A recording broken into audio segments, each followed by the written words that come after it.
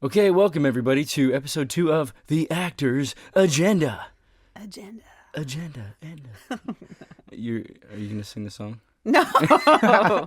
I'm Clementine Heath. Yeah, I'm Mike Manning, and this is Clementine Heath, and we are Back for round 2. Back for round 2. We hope you enjoyed round 1. If you did, please like, follow, subscribe, suggest it to somebody else. We hope to spread the love and educate people and inspire people, but we can't do that without your help, so please. What is it? Click and subscribe. Click and subscribe.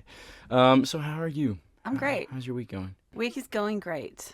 That's good. It's good for me too. I feel like the industry's a little slow right now. I've been talking to a lot of people and talking to friends, and a lot of people are like getting a little antsy. Well, they thought things would pick up a little bit more after the strike. If you look at what's happening in cinema right now and the kind of movies that are coming out, and it's like massive hit or misses. I think from what I've been gathering, talking to people within the industry, that there is a little bit of fear. People aren't sure whether or not to trust themselves instinctively with what they're investing in. And okay, what would a hit be for you? What would a home run? Well, you and I saw Dune 2. Dune 2. The greatest sci-fi movie visually. I remember leaving the theater. Oh, man. And I couldn't talk to anybody. If you haven't seen Dune yet, well, make please sure. go see IMAX, Dolby speakers. Just make sure you go in a theater where there's comfort, because we did it right. We had the reclining chairs because it's a 2.5 hour experience, but you don't notice that time if you're comfortable, at least. I could have gone for another hour, to be honest. Sometimes I see movies and I think, oh man, this feels long. This at no point felt long. No, I could have. I wanted more. When I watched The Irishman, season 1 of The Irishman, it felt a little bit long. I love Scorsese, don't get me wrong. Felt a little bit long. Great acting, great movie, great storytelling. It's just very long. There were a lot of people, like, of late, especially with this award season, because you had Oppenheimer, you had Killers of the Flower Moon, these long films. For me, I'm a cinephile. I love storytelling. Obviously, there needs to be a sort of a cap with films as to how long is reasonable or fair, but I have to be invested. It has to be a great story, great acting, the cinematography. It didn't bother me. Oppenheimer didn't bother me. Killers of the Flower Moon didn't bother me. What other remake were you mentioning? Well, Seesaw just announced that they're bringing back the Neverending Story brand, which is my childhood. Hope and pray that they stick the landing on that one. I loved the Neverending Story. I mean, it's magical. I wanted to name my dog Atreyu, and my Did parents you wouldn't let me. Yeah, Atreyu! And then the rock people. The giant tortoise. No, the whole thing is magical. So my one wish with this film is that they stay true to the authenticity of the visual execution, because that was all animatronics, It wasn't like practical. this CGI stuff. It was so real. So you want this to be like Dark Crystal? And Yeah. it's like Jim Henson was like, Oh, we yeah, have man. to do this practical. Jim Henson was visionary. Labyrinth. I just hope that it maintains the integrity. Now the song's in my head. Never story. I feel like Hollywood right now is in need for some original, great storytellers. Okay. This week's interview is with Colton Tran, who is a writer, director, actor. He's a prime example of someone who has a wicked, wonderful imagination. Mm-hmm. He loves his horror genre. He loves horror. And he takes these stories, grabs a camera, shoots the shit out of it, and just makes these really fun, genre-centric films. He knows his audience. He knows his audience. Well, he just knows the stories he wants to tell, and he tells them. And I have a tremendous amount of respect for Colton. I actually met Colton on the Disney Channel original movie Cloud9. Oh, that's right. Like a decade ago in Utah. We were both on Team Swift, and I'm Nick Swift, and You're like a Swiftie he's team. We're Swifties before Swifties. Before Swifties. And one of the first scenes we shoot is I'm on top of him, like shoving snow into his mouth, and I'm like, "Hey, nice to meet you. We're buddies," and we bonded pretty quickly. Oh yeah. After that, In the snow. And I've seen him work his way up in the industry, both as an actor and a director. And the cool thing about Colton is he was a director first. Yeah. His neighbor in Utah taught him how to use Premiere, and he started making movies at like 12 or 13, and then he went to acting class because he wanted to better communicate with actors as a director. He's like, I'm going to be a director. I want to know how to talk to actors. I'm going to go to acting class. And then he sort of fell in love with acting.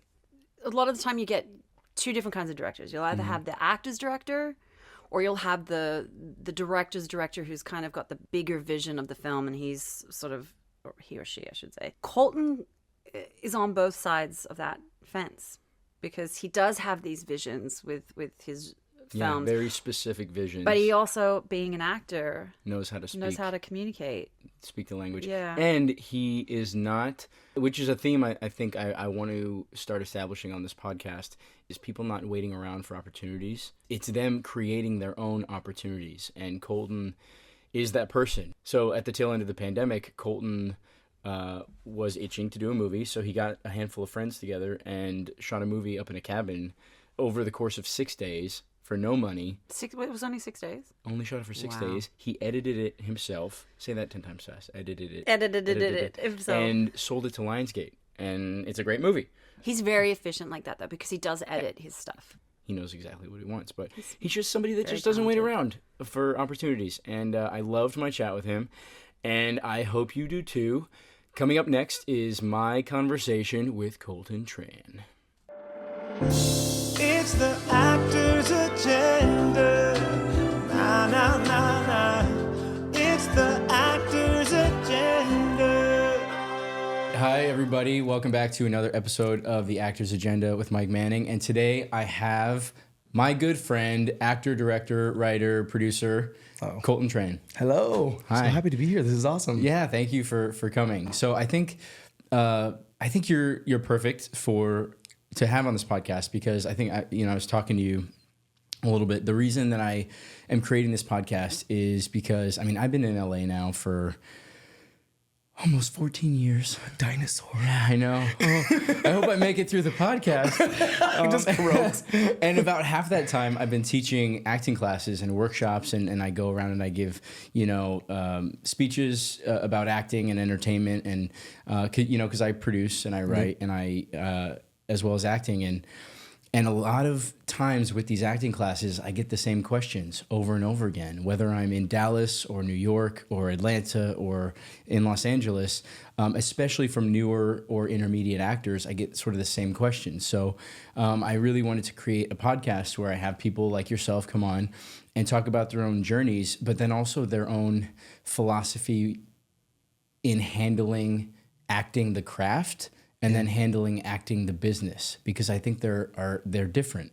Yeah. And I think that there's so much information out there about like this technique and this the craft and method and Meisner and Stanislavski and this and like how to be an actor as an artist. Yeah. But there's not enough out there on how to be an actor as a business person and how to be the CEO of your own company as an artist and as an actor and what you sort of bring to the business. And so that's what my goal, and I'm only doing this because this is one of the first couple episodes, but that is, for anybody listening, that is the goal of this podcast. And that is why I have my friend Colton Tran on as a guest. I love it. I was curious of, what inspired this podcast. And I think that's amazing because, like you were saying, like, I think a lot of people should have that business mind surrounding whatever they are doing out in this industry because, it's not just one thing, and that you start to learn that as you, evolve. Well, it's not. And that's why I've always been so impressed with you, is because you always, not only are you a great actor, and I love seeing you on camera, and that's how we met on Cloud9. Good times. Good times. And we'll get into that. Yes. But I also, respect you so much as a director and a writer, and you have a distinct flavor that is your own that I think you've maintained out of the decade that I've known you now. And that just impresses me. I know a lot about you, but for anybody that doesn't, I'm going to read a quick little bio. Oh, okay. So Colton Tran is an award-winning actor, director, and producer. Since arriving in Hollywood, Tran has made his mark on many projects. He directed and edited a short film starring Jeanette McCurdy and Matt Shively titled 8 Bodies, which is currently being adapted into a feature. Colton has directed and produced music videos for artists such as Dove Cameron, Todrick Hall, collaborated with Disney Channel on their Zombies franchise. He later sold a script to Awesomeness TV and directed an episode of their horror anthology series, Sleep Tight. He recently directed and edited Killer Date, an award-winning short on the festival circuit. And in the past 2 years, he's directed 3 feature films, Snowfalls, Sorry Charlie, and The Bellkeeper, produced by Final Destination creator Jeffrey Reddick and featuring action star Randy Couture. Colton is in development for his latest horror project Sketch alongside Lance Bass. And in front of the camera, he has recurring roles on Netflix's Glow, HBO's The Sex Life of College Girls, and he appeared in Disney's Cloud 9 10 years ago. 10 years ago. Yeah. And that is how we met. So actor, director, producer, writer extraordinaire, Colton Tran. Oh, I love you. So one of my first memories with you is freezing in Utah while we were filming Cloud 9. And for those of you, you might remember, it was a Disney Channel original movie. We shot in Utah over the course of like three and a half months. Yeah. In the snow. It was with Dove Cameron, Luke Benward, Kiersey Clemens. Colton and I were on Team Swift. I played Nick Swift, and we were part of the... What was your character's name again? Well, his name was... oh my God, how did I forget? Oh my God, Mike. Oh, Mike. My name was Mike. That's why. Mike Lamb. Mike. Yeah. I was like, wait, that's not right. But yeah, it was Mike, which is hilarious. Yeah, and we played friends in the film, and a nice thing that Disney did is they gave us a couple weeks to practice snowboarding and hang out and sort of develop that camaraderie as friends. Mm-hmm. And so I feel like we got to know each other pretty quickly. We did, yeah. And I remember going to your house because you were from Utah. You grew up in Utah. And I remember walking in your house, and I walk into your childhood bedroom, and you have a Freddy Krueger claw up here, and you have like Nightmare on Elm Street, and you have like Halloween, and you have all this horror paraphernalia everywhere, and it looked like I walked into like if Mike Myers was like a kid. I think people are always surprised because when they see me in person and meet me, they're like, "Oh my gosh, you just have this sweet energy about you," whatever. And they see like what I love, like all the horror stuff, and they're like. Yeah, it was a little weird. Startled. It was a little weird, to be honest. And so that was the last time we hung out. And I said, "Can you leave, please?" I'm like, "Can you? This is great." I left with my life. No, luckily. But I just, and then as I got to know you through and through that horror, it's almost like you are a horror fan first and a director second. You infuse all of your projects, whether you're writing a script or whether you're directing a movie, with this really cool ode to horror films of the past. And you're like, "Oh, Mike, we're going to do this like Nightmare on Elm Street. We're going to do this over here. We're going to do this over here. And this like this movie and like this director and this shot." But you find a way to make it fresh and new in your own. And I think that it's really cool, especially for the horror community, because they love shit like that. Well, I mean, the horror demographic and community they're like obsessive, and you're like, they're so loyal and so amazing. And so that's why, like, you know, again, going into this industry, I love horror. I'm definitely inspired by horror and different directors and styles. But like you said, when I first came here and signed with my first agent, he was like, "Colton, the thing is, I've represented people who have a style like Tim Burton or like a Wes Craven, but it's kind of like ripping them off. They're trying to replicate their work." And he's like, "Your stuff is definitely inspired by them, but it's your own voice." And he's like, "That's the thing that's special and sellable about your stuff is that it has its own voice and it's your tone and your style." And so that's something that I really just taken to heart with it, because like it's something that I'm so passionate about, and I'm glad that other people see it that way, that it's not like a ripoff of someone else's work, because it's just the style and stuff that I've really honed in on is like something that I'm so passionate about and I love, and I've just really found a way to just, apply that to all of my projects. Yeah. So did you want to be a director first or an actor first, or what? How did that come about? So growing up, my next door neighbor was a film director. So we were so lucky to have that sort of like introduction to the film industry, because I don't think I would have ever come across it if I wasn't exposed to that early. But he was a director, and he's like, "Hey, do you guys want to come be an extra on our film set or commercial?" And so we're like, "Yeah." 13 years old. Yeah. And so we did that, and we just fell in love with that process of being behind the camera. But also he was like, "Did you guys like it?" And we're like, "Yes." And so he provided us with a camera, and like he was like, "Just go shoot something," and taught us how to edit on iMovie. We were for 13, but like we're doing it every day after school. I still edit only on iMovie, so continue. Well, that only lasted for like 3 months for us. I know.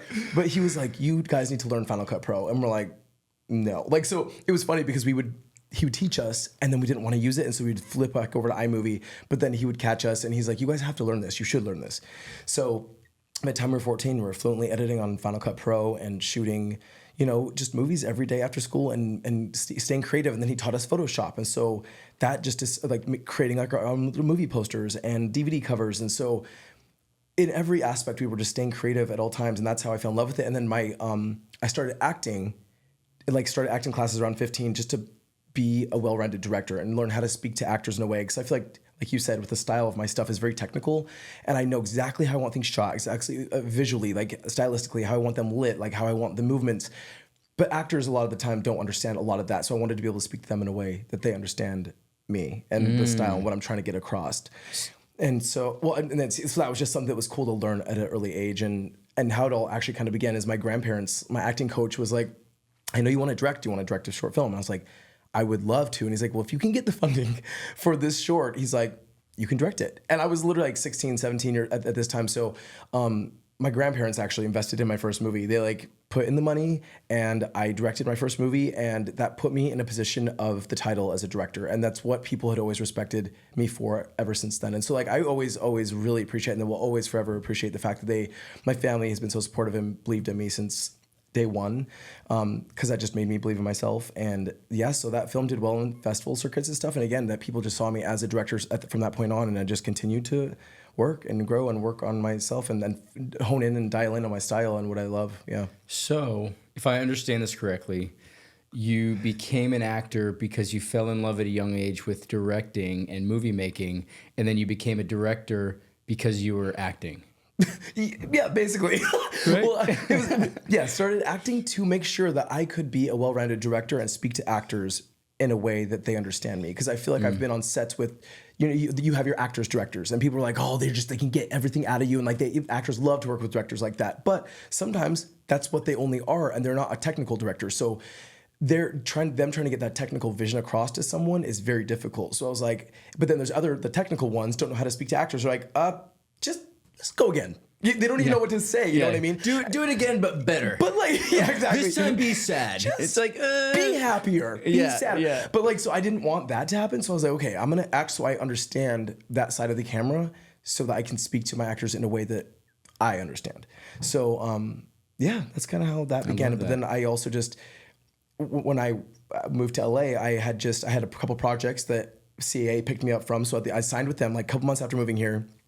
Was a couple of films that I was gonna direct, and then I booked Cloud9 right then. Like it was really weird. That happened so fast. But again, so you moved to LA and then you booked Cloud9. Yeah. Oh, so I thought you were just about to move to Los Angeles. No, I already lived in Los Angeles. So you lived in Los Angeles. You booked Cloud9. You go back to Utah where you grow up, and then you shoot Cloud9.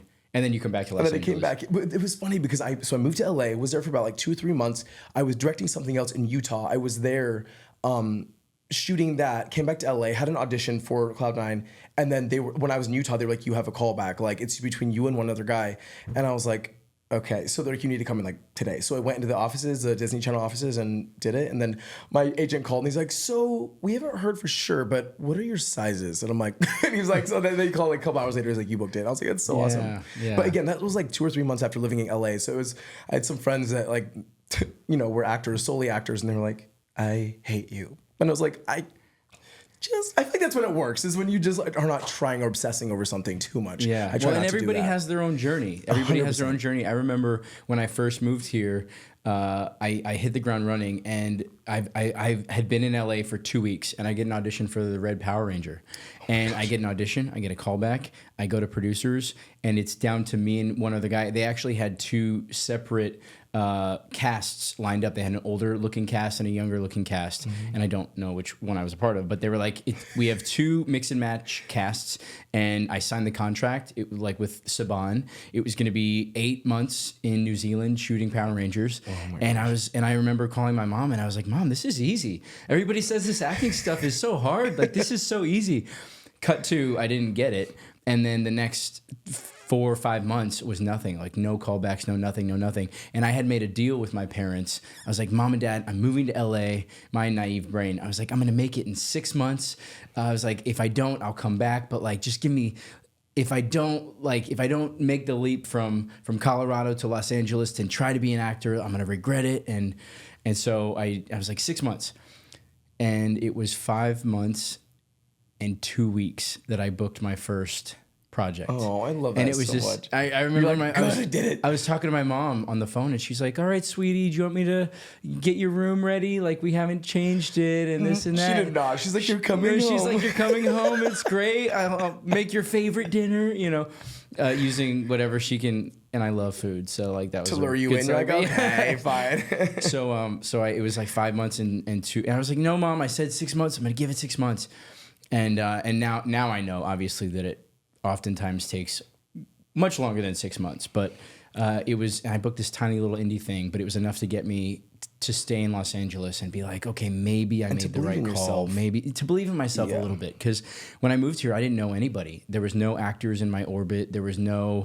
It was very much like, I'm just taking a shot in the dark. I'm going to try to make a career doing this.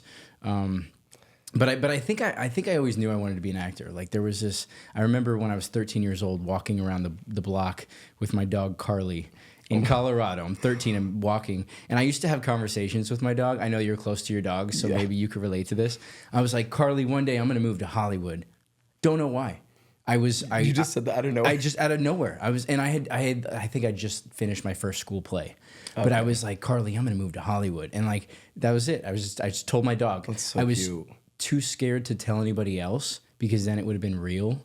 So if I didn't do it, the failure would have been real. So they hold you accountable for it. They hold me accountable. So I told my dog at 13, and then years later is when I moved out here. But That's so cool. I'm glad that you, again, like, you gave yourself that goal, because that kept you here, and you held on to that, and you like really pushed yourself, because I feel like people come out here and they expect something, like you said. You're like, this is kind of easy, but it's just not. But you have to. One of the earliest things you need to learn is just don't let that discouragement get the best of you, because I think that happens so often, and people give up very quickly. But it's not easy.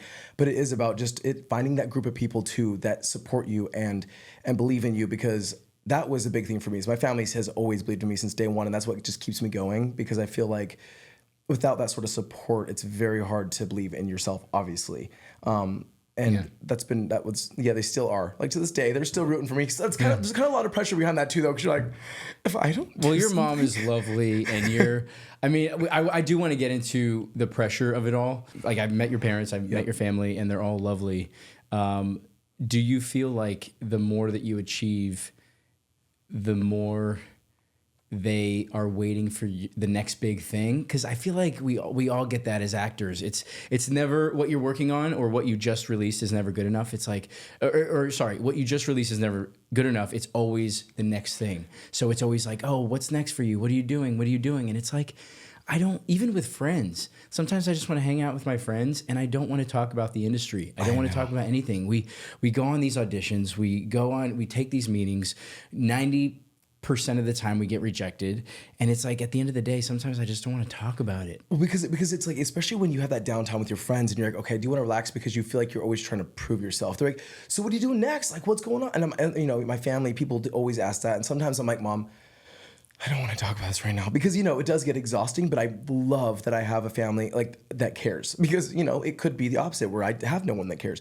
So I do try to understand that, and like, but there are times where it's like, I don't want to feel that pressure. Sometimes it's good, but like, I already have enough pressure on myself, moving out here and really trying to like make them proud. But again, I booked something that I'm proud of, and they're proud too. But then it's like you said, it's like, what's next? Like, what are we doing next? And it's like, will that ever end? Or is it always just what's bigger, better? But we do that to ourselves as well. I think being in this industry as an actor or director, anything, we do something that we're proud of, and then we give ourselves bigger goals, and we just raise the bar, which is good. I think we should always be pushing ourselves to grow that way. But it is difficult, because then we always really are like, we have to do something better. And then sometimes it doesn't happen, or it takes a while, and then we get really down on ourselves. And we have to remember, like I tell people, I'm like, always remember what you've done and be proud of those things, because those have always been a stepping stone to where you are now. And I think people start to forget that. I mean, I do the same thing. I'm guilty of looking back at stuff. I'm like, oh my goodness, I cannot believe I made that movie. It's horrendous, But I know, I'm like, wow, like I remember when that happened, how proud I was, how much I learned from that. Like, and you cannot forget those things that have, again, built who you are and where you're at now. And I think, that's important. I think too, in the age nowadays of social media, it's so easy for us to compare ourselves to other people.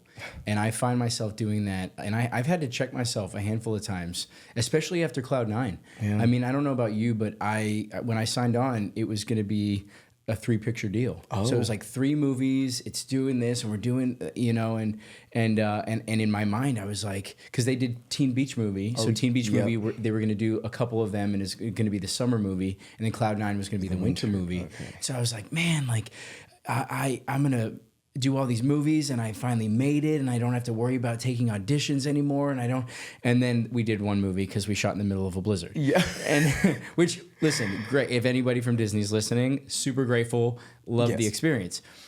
It was very hard afterwards to stop myself from comparing myself to other people, especially some people in our Disney cast. Yeah. I mean, Dove has catapulted with her music, and she's killing it, and I'm so proud of her. Yeah. And she's and then Liv and Maddie, she was great on that. Yep. And then Luke is doing his great movies, and Kiersey's like doing huge movies, and she was in The Flash, and she's doing Monarch Flatliners, now, Monarch right now, which is great, which I've seen her in, and I watch it, and I'm like, Kiersey's, I'm proud of her. She's killing it, and I'm so proud of her.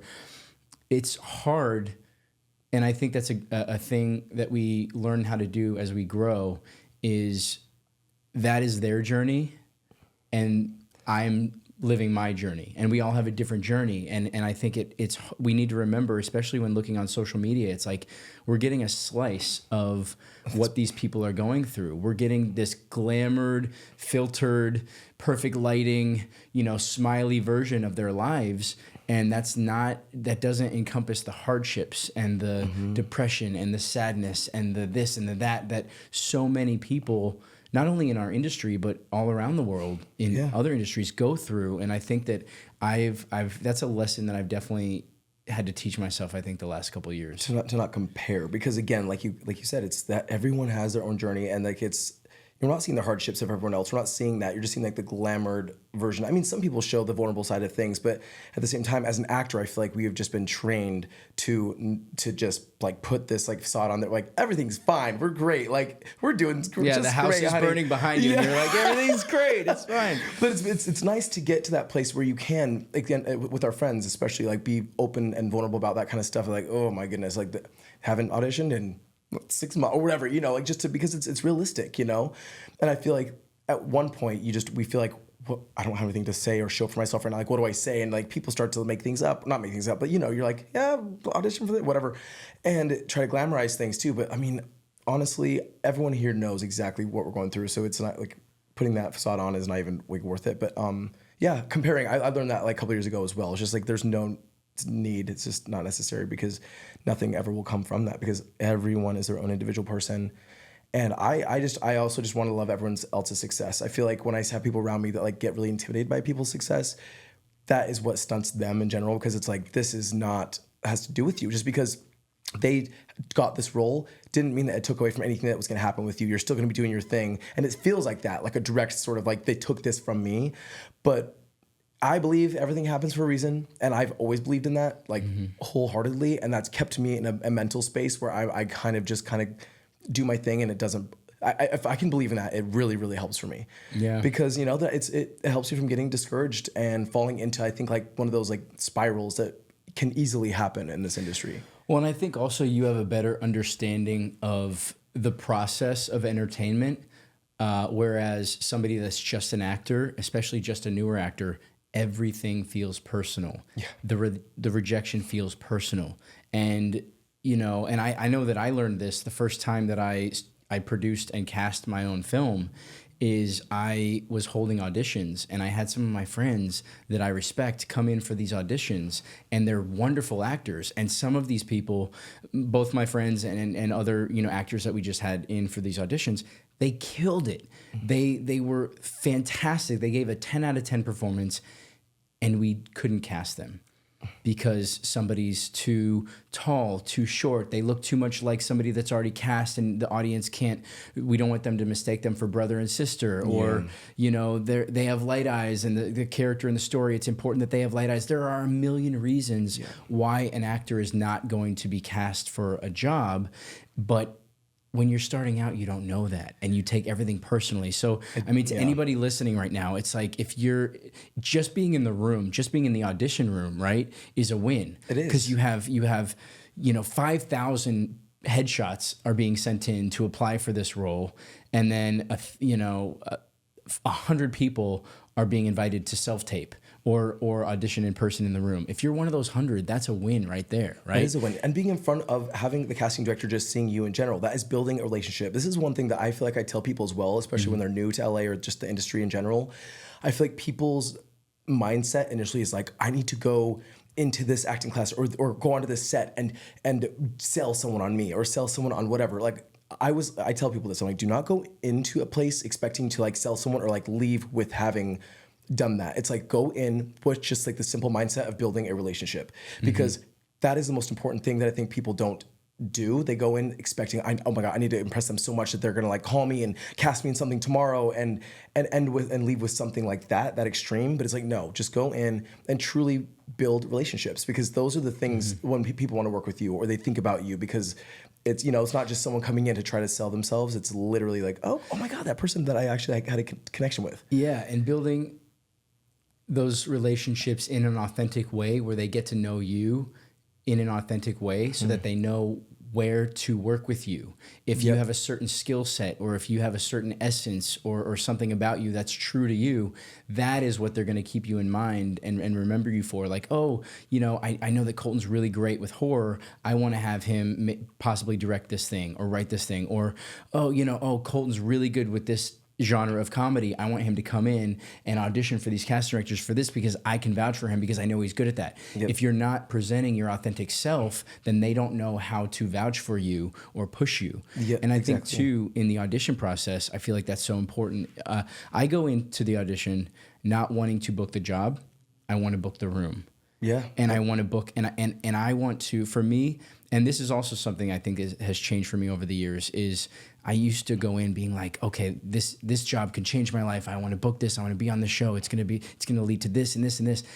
And now I take all that pressure off of myself. I say, today I have an opportunity to show these people my take on this character, my take on this scene, my take on this little slice of life that is on this page. Yep. I'm going to give them my version of it.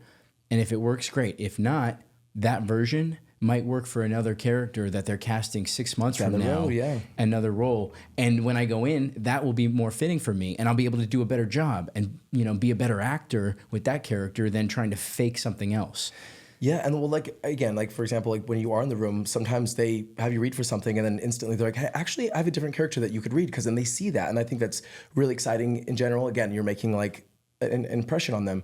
One thing as a director and being on both sides of that audition room that I had learned, and I think is important, especially as actors, is that like when I'm sitting here as the director and I'm seeing all the actors come in, I want the best for them. I when I see them so nervous, I'm like, oh my goodness, I feel so bad, because I want them, an actor, to fill this role just as much as they want a role. And so I think that's the thing, is like everyone thinks that there's just not pressure on our end as well. Like, I want the best for these people. I don't want to see any of these people fail. We want the best of what is going to be here for the role. And like you said, there could be just an eye color or certain things that are just, or you could convince someone otherwise. You could be like, you know what, their eye color isn't right, but we could get contacts because they're so amazing in this other way. But I just want actors to know, it's like, we on the other side, like, want you just as much as you want that role. And I think that that took a lot of pressure off of me as an actor. Yeah. Because, you go in just thinking like, oh my God, like, there's just a lot of pressure behind just doing the best you possibly can. You know what I mean? You walk into a room and you think they're judging you, whereas they're actually rooting for you. They are, yeah, and that's it's funny, because I feel like you truly just think like, oh my God, they're just all it is intimidating, like, it really but they want you, and they are rooting for you as much as you want this role, And so when I shifted that sort of like perspective, I was like, oh my gosh, okay, that made that a lot easier for me to go into a room and not feel so nervous, because I understood that was what was going on from being on the other side of the camera. Yeah, no, that's a great way to put it. Even casting directors, directors, casting directors, writers, everybody, producers, everybody that's in that room, in that audition room, if you make it to producers, typically you have your audition and then your producer session and then chemistry read or whatever else. Yeah.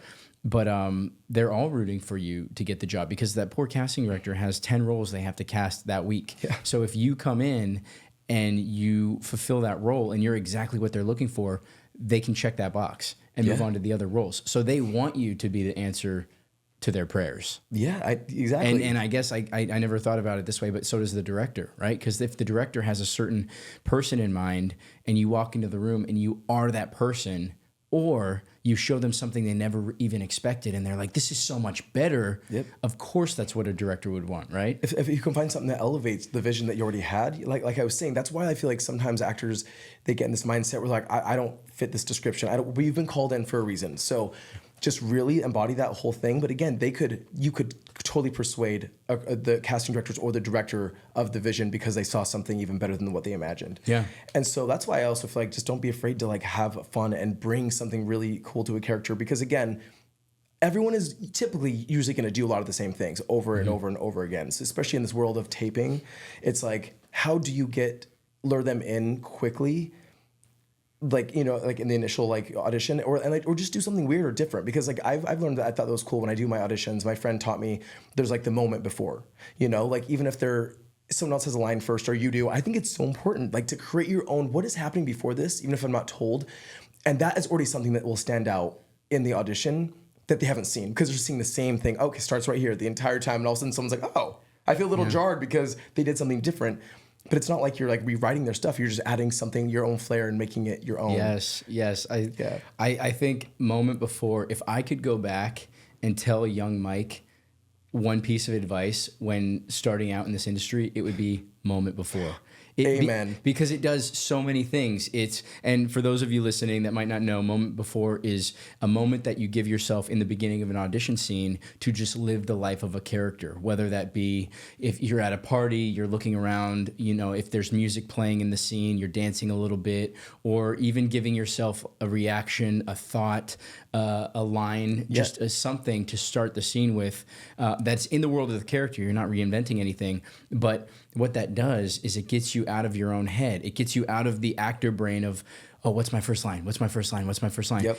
And into the character of, okay, this is my character. My character's name is Fred, and Fred's at a party, and maybe he's a little nervous. Maybe he sees somebody else. Like, it gets you thinking character thoughts. And also, I find that it helps me be less nervous, because then I'm no longer Mike trying to get a job. I am now a character that I've created, just living that life. Well, like you said, it just helps you get into it versus, because like even if the first line is someone else's, and then you create like a moment, like you're talking to someone else and they do their line, and like, then that gets your attention. It's like, oh, and then it gives you like a real moment, and it feels like it just puts you into the world, you know, versus like waiting for that first line to start. And it really, I think that moment before is so important. And I learned that just a couple years ago. And a couple of years ago, which I wish I knew 10 years ago. And also for casting directors, if you're a casting director, and I know this, and you know this from casting our own projects, is we open these audition tapes, and every single tape will start the same way. It'll be the character standing there waiting, saying their line, saying their line. If an actor takes, and nothing crazy, but if an actor takes 2-3 seconds to do something different and to set themselves apart from every other audition tape that they've been receiving, it won't get you the job, but it might guarantee that they'll at least watch the rest of your tape. Through 100%. And sometimes that's half the battle, because you might do something really, really cool. The second half of your tape might be amazing, but sometimes they're going to watch 15, 20 seconds.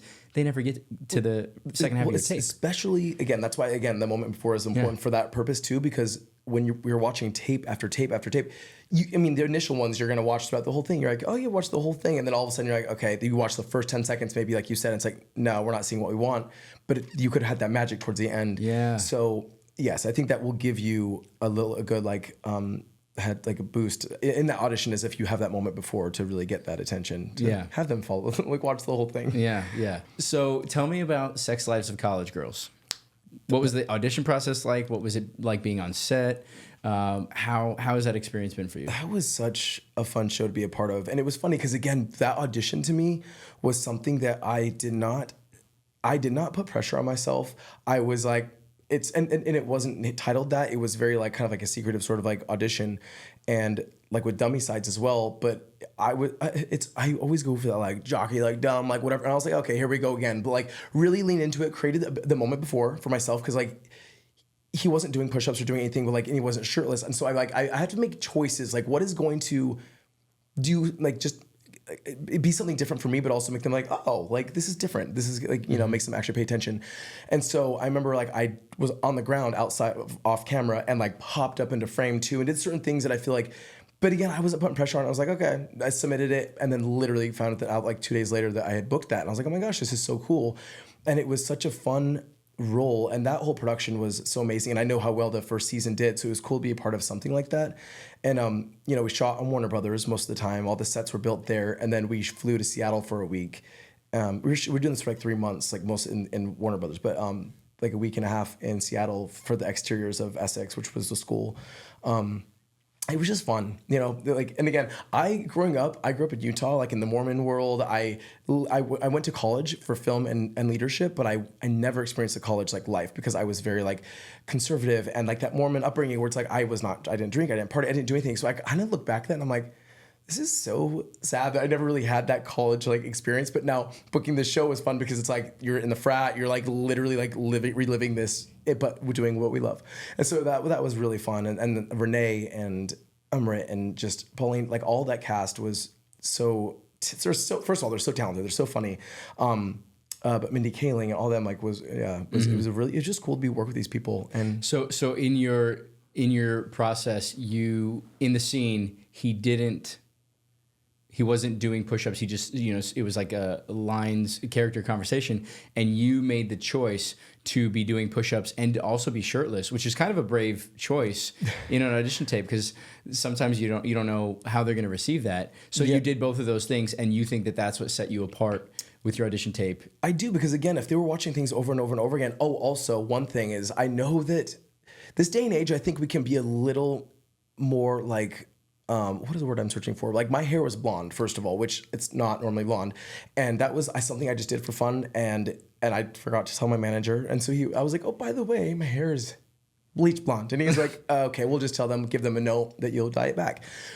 I think that was one thing that caught their attention that they booked me from as well, because I think they were probably seeing a bunch of, you know, it was just something that felt edgy. It was something that felt different. It was definitely very douchey looking because he was like just bleach blonde, like frat guy, you know what I mean? And so I think that was something too. They're like, like it would be amazing to have like this bleach blonde like look too, because it would look good with the rest of the cast or whatever. And so I think that was a choice that I had made to do, and I think that we should have some fun like that sometimes. Because I know like agents are like, no, don't dye your hair, like stay very like. But I think we're in a world right now where edginess is definitely being taken more serious, like, or it's just more fun for people, so they are kind of like taking that. Like if you look at Apple commercials and stuff, like, and iTunes, like they're picking the people that do not look basic. On your like Actors Access profile and everything else, do you have headshots as blonde, or do you like bleach blonde, or is it just your dark hair? I have both. They great. Told me to so you've fully leaned into yeah. I could dye my hair. Yeah, 100%. It's like, you want this? I'll give it to you. Yeah. But mostly, my hair was blonde for like literally like 3 years after, like, because I did that maybe like 6 months before we shot, and then it was like that for like a year and a half, and then for something else after that. So then I just recently like. It's dark again, but you know, I'm totally willing to do that. And I honestly think that gets people's attention more. Cause with me, I already have like an ambiguous look, but the blonde hair totally puts me into a different like category, whether you're like, this is even more ambiguous, or like what type of race is he? And it's just, it's edgier, you know? So, and again, like I think a lot of people are scared to do it, but it's like, why not just try it? It's hair. You can always dye it back, but just see what happens. You might book something from, you know, changing things up a bit. Yeah. Okay.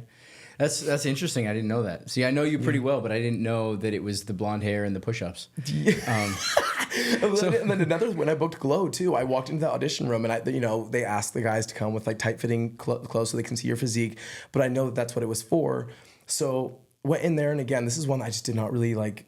There was no pressure, and those are the ones you always book. And like you just say it, but like when you really want something, there's so much pressure around it, and then you're like, but I went in there and just was doing my thing, and they were also like, oh, we gave you the wrong sides. Like, can you just look at this real fast? I was like, okay. And then I was like, also, can I just take my clothes off? Is that fine? And they were like, if you feel comfortable doing that, yeah. And I was like, okay. And then literally did it and did the scene, and then literally got called that same day and booked it. Yeah, they're like, we need somebody that is not shy about taking their clothes off. Yeah, like perfect. Well, because the character had to wear next to nothing, right? So in Glow. So they needed to know that somebody was very comfortable doing that. Yes, but they obviously didn't ask that for the audition, so I wanted to make sure. Yeah, and I think that was a thing. They're like, okay, this person is definitely comfortable with that, and also went above and beyond to show that, you know. And it puts them, immerses them into the world of what they would be seeing and what they were envisioning in the first place. So it's like, let me just give it to them. Yeah. That's awesome. It worked. That's awesome. I Didn't know that either. Yeah, I didn't know that either. So now I'm going to do every single audition shirtless. And it's going to be great. It's like a Hallmark movie. It's like Christian film. You're like, yeah. It's like when I'm doing like God's Not Dead, like 7. I'm shirtless. like, oh, I just thought he'd be shirtless. No, that's great. So Glow, that experience working with on a Netflix show like that, was it what you expected, or was it basically pretty straightforward, or did you have some like fun moments on set? Oh yeah, I had so many fun moments on set because that cast, again, they were hilarious. Those girls were amazing. One of the coolest, I think, experiences on that set. Well, first of all, the whole cast was just, they were so sweet and so amazing, and again, just so welcoming, and it was cool. But Gina Davis was a guest star on that episode too, and I was amazing. Oh my goodness, because Beetlejuice is one of my favorite movies. Tim Burton's one of my favorite directors, and so to be working with her was like, this is so cool. And you didn't know. She just shows up on set and you're like, I didn't. Is that Gina Davis? Yeah, I was like, oh my gosh. And she, it's funny because she was very quiet, but she's like, I think people were telling me she's like on the verge of genius. Like she was so smart, the things she was doing. And it was a very cool experience to work with her. And also, since it was a Netflix show, their budgets are so massive that it was just cool to be a part of, because the studio, it's supposed to be a period piece, and like it was in Vegas in the 80s or whatever, and so they converted this entire thing to look like a Vegas casino. Wow. In the 80s, and I was like, it was just cool. When I'm on set, I just love, especially as an actor, to just take it all in and really like enjoy all the moments of it. You know what I mean? Because I feel like as a director, I'm always so on and like what's next and my shot list, and there's so much that's always moving. But as an actor, there is a lot of downtime, and it's like, wow, let me just like take this in and really like remember these moments and the details of it and how it feels, and create relationships with the people on set, because I feel like before you know it, it's just done. And you're like, wow, that was 4 years ago, Yeah. And so somebody told me recently that the job is auditioning, the acting is the reward. Being on set is the reward. The job is the grind, is getting in your car, is driving to that meeting, is grabbing coffee with that producer or writer to talk about the script, is sending in that self-tape, is doing, like, the grind is the job. Yeah. And then the reward is being on set. I love that. So it's true though. And it's funny because that's, to other people, that's the job. Oh, I'm on set because I'm doing my job right now. But like that is truly the reward for all the work that goes into it. Yeah. Yeah, 'cause it's a lot. There's a lot. It's interesting when you see somebody on a red carpet and they're being interviewed and they're like, wow, this is. I mean, it seems like this was an overnight success. Like you do this and you do this that, and so many actors will say, I've been in Los Angeles for 20 years. I've been doing this for 20 years, or I've been doing this since I was 7 years old, or whatever it is. And it's like it's not overnight. It's even if it seems like that because somebody books a big thing, it's like all of that work that they've put in year after year after year to prepare themselves for that role or that performance or whatever. People don't see that.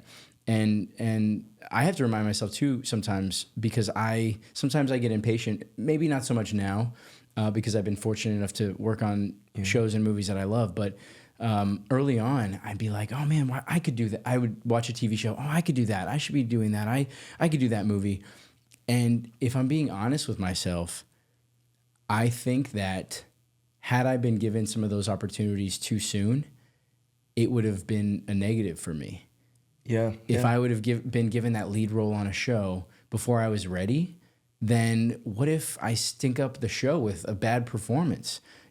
Or if I'm not confident enough to make that choice or take that risks or build that multi-layered character that people actually want to watch, right? There's a lot that goes into it.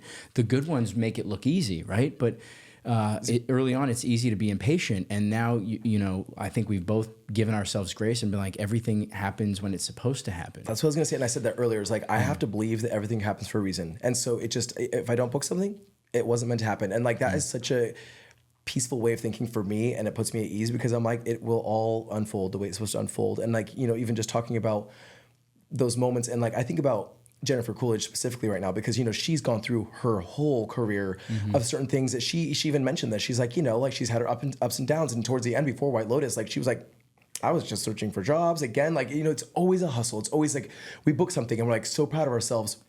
But then again, we make bigger goals for ourselves and we're trying to accomplish these things. So then the other things sort of fall off and you're like, oh yeah, Cloud9, I did that movie a while ago, so it doesn't really matter. But that was something so big in the moment. It's like, don't forget those accomplishments and the things that built you to the person that you are and also got you to the places that you are, because all that is so important.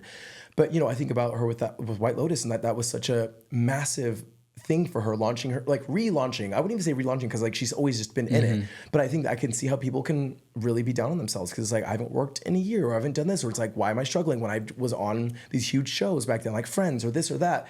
But again, it's because we forget about those things, and I think we should not forget those things that we've done, that we're so proud of, or the accomplishments, because we have to like really appreciate that for ourselves, remember those things, and because again, that's what's all led up to where we are now. Yeah, I during COVID, I had a lot of hobbies because I was going crazy, like a lot of us were. And one of them was I was taking some online classes, and there was this class that it was the science of happiness and well-being. I think it was at Yale, and they offered it. It was so popular at Yale that they offered it as an online class that anybody could take. And so I took the class, and in the class, it talked about a study that they had, and it was a study on happiness and levels of happiness. And they studied Olympic athletes, and it was across every language, every sport, every like level of competition in the Olympics. And they studied interviews and photos, and they had them do like written tests and everything.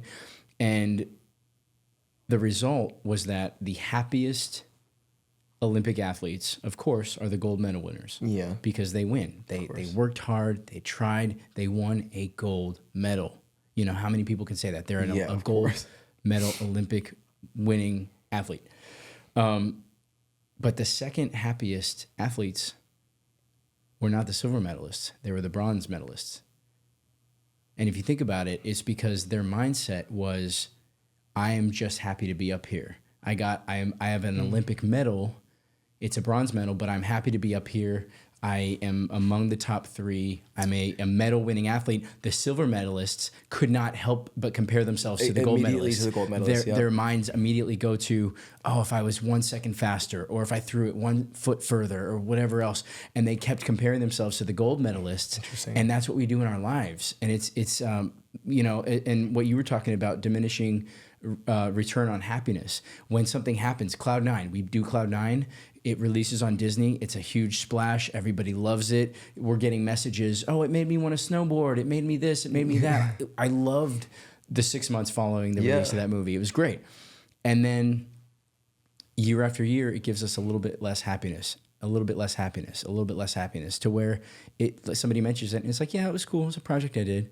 But it's like, as actors, we need to find ways to keep our tanks full and not forget those things that we did that made us happy, and pull as much happiness again and again and again from those projects, and be proud of ourselves, because not many people get to do what we do. They don't. And see, we forget that. We like outside of this industry, like people, they oogle over Hollywood. They oogle over just this world in general. And it's like, again, like that's something I don't want to forget either, because it is so cool that we're able to do this, and we've made like a career doing this.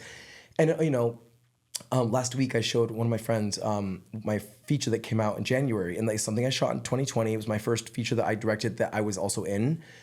And I watched it, and I remember being so proud of this film, like finished it, and like Lionsgate bought it, which again, I look back at those things and I'm like, as a kid, seeing that logo come up and just wanting to do this, and all of a sudden I'm like, wait, what? Like I've sold a movie to these.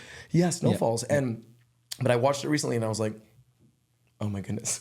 I was like, I would have done so much differently. I would have shot more, because we did shoot it in 6 days. We had an extra day that I was like, I should have got more coverage. I should have done this, should have done that, blah, blah, blah. And I had to catch myself, because I was like, yikes, oh my gosh. Yeah. And I was started to do that thing where I'm like making it less than what it was for me at the time. I know that I've learned and grown so much from that, which is already amazing that I'm in that mental space, because it's like I have grown and I'm seeing the things that I would change now. Yeah. But I had to stop myself from not being proud of it, because I started to go down that road and be like, oh my gosh, no, I shouldn't even watch this. But I'm like, wait, no, I want to be proud of it. Yeah. I want to like, have someone see the growth and like where it all starts and comes from. And for anybody listening or watching, Colton made a film with some of his friends in 6 days in a cabin in Big Bear, and it sold to Lionsgate.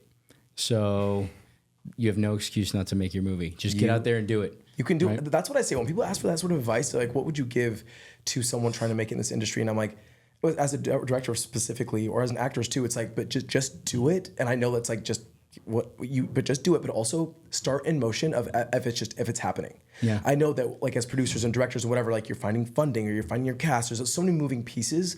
But if you start to move forward as if it's just happening, in my experience in the past, it happens. So that was I have to let you go soon. So I'm going to ask you my one final question that I want to ask everybody, just because I feel like it's very informative, and it's also sort of the soul of the podcast. So if you could tell little Colton one thing, what would it be?